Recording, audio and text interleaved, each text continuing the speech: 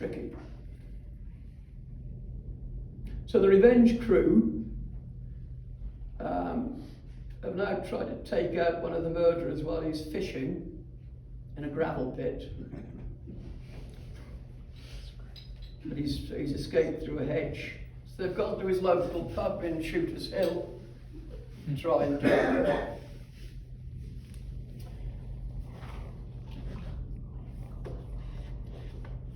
The revenge crew are J. Fabian Morgan, the stand-up humorist with one eye, Welshman.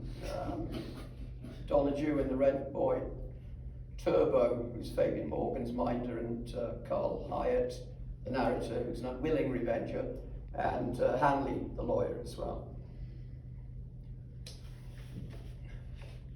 They're talking to the landlord, he's called Geoffrey. "Where's your top boy?" Morgan said. "We've come to see him."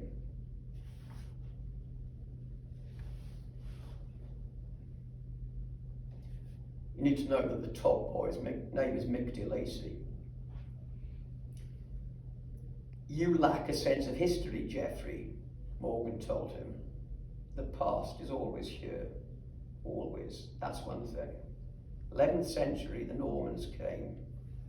They left him here as a sleeper. Consider his surname, Geoffrey. That's not an honest English name, to my reckoning.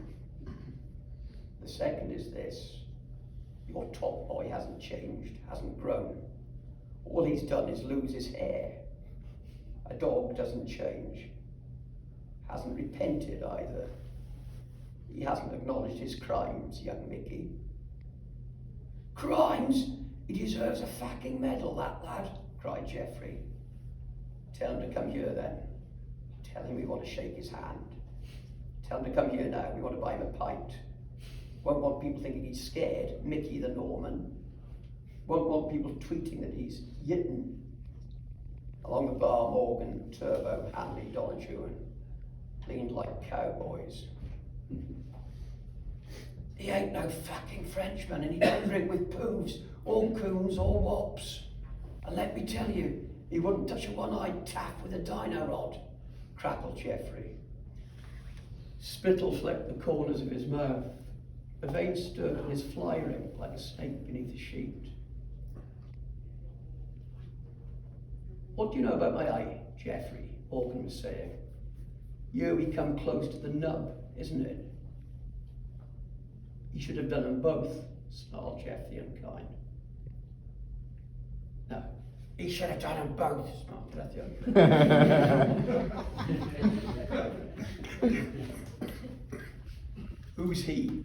Whoever done it?" Down the bar, punters had been waiting for drinks. At first they made signs and called Geoffrey. They were silent now. "Come on, Jeffers. You know very well who he is." "Where can we find him?" You've suddenly gone quiet, biting your tongue. Shouldn't have said that, should you? After all, it could have been an industrial accident that did for my eye. Melanoma, car crash, overhanging branch. But you knew it was a local face. You knew this very well.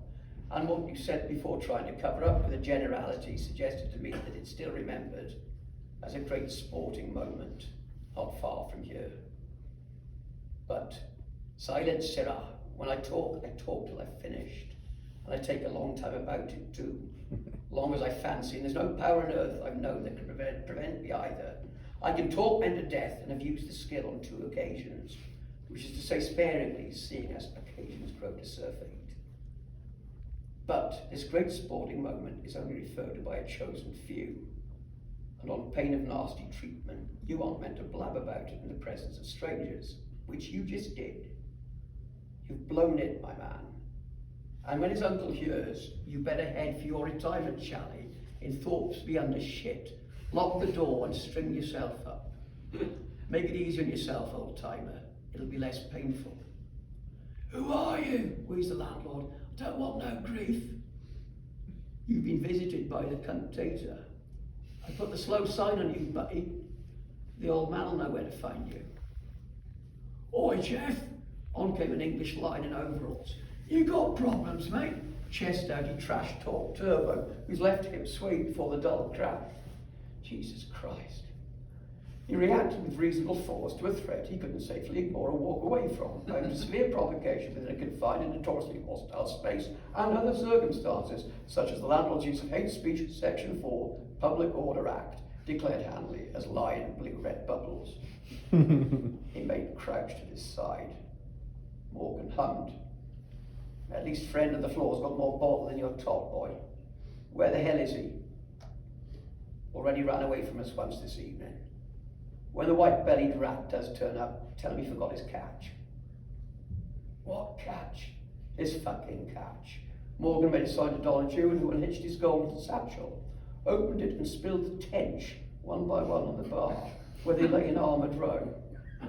Someone gagged. There we are.